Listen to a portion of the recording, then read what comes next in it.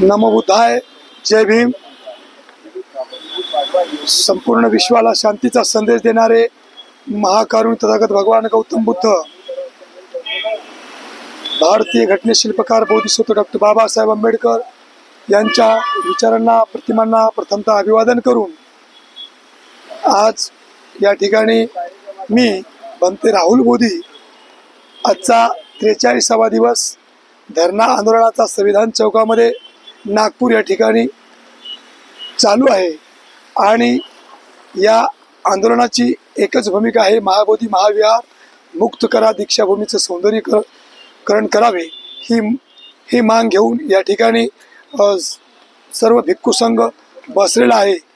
हे आंदोलन दी Buddhist society of India अर्थात भारतीय बौद्ध महासभा, समता सैनिक दल, ऑल इंडिया बुद्धिस्ट फोरम, महिला सशक्तीकरण संघ आणि विविध संघटनेच्या वतीने या ठिकाणी चालू आहे।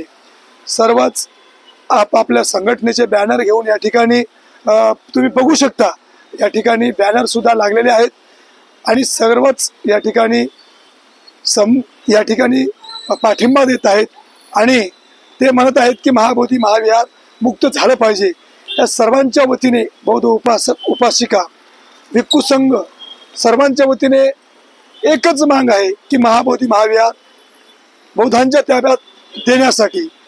त्यापूर्वी या ठिकाणी मी सांगू इच्छितो, वेगवेगळ्या संघटनेत काम करणारे, वेगवेगळ्या संस्था स्थापन करून काम करणारे सर्वच बौद्ध उपासक उपासिका भिक्खू संघ या जगामध्ये वेगवेगळ्या राज्यात सुद्धा मांग आहे की महाबोधी महाविहार मुक्त झाले पाहिजे।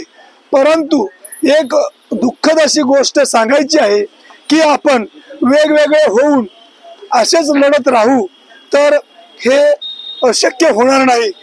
आज 134 वर्ष पूर्ण होऊन सुद्धा महाबोधी महाविहार बौद्धांच्या ताब्यात मिळालेलं नाही आणि त्या ठिकाणी आज पाहता पंडे, ब्राह्मण, मनुवादी लोक महाबोधी महाविहारचा कारोबार सांभाळत आहे आणि हे सुद्धा चालू असून आपण आपल्या उघड्या डोळ्याने 134 वर्षापासून पाहत आहोत।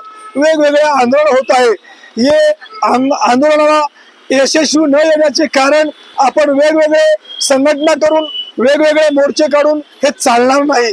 तर आपल्याला वेगवेगळ्या जेवढ्या काही संघटना आहेत, जेवढ्या काही संस्था आहेत, बौद्ध उपासक उपासिका, जे काही कार्यकर्ते आहेत, वेगवेगळ्या पक्षात काम करणारे पदाधिकारी आहेत, त्या सर्वांना एकच सांगणे आहे। भंते राहुल बोधी सांगतात की सर्वांनी एका जागी येऊन लढलं पाहिजे तर आपण यशस्वी होऊ, अन्यथा अजून आपल्या 7 पिढ्या जरी गुजरून गेल्या तरी यशस्वी होणार नाही। कारण 134 वर्ष होऊन गेले आहेत, आता शिल्लक काय आहे?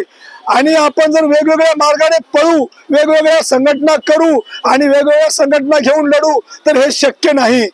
त्यासाठी सर्व बौद्ध उपासक उपासिका, सर्व भिक्खू संघ एका जागी येऊन एकतेचा लढा लढणं ही काळाची गरज आहे। सर्वांनी एक व्हा, एकजुटीने लढा, तरच आपण यशस्वी होऊ। एवढीच सर्व बौद्ध उपासक उपासिका भिक्खू संघ सर्वांप्रती मंगल कामना करतो आणि एका जागी येऊन लढा उभा राहावा हीच विनंती करतो। सर्वांना नमो बुद्धाय, जय भीम।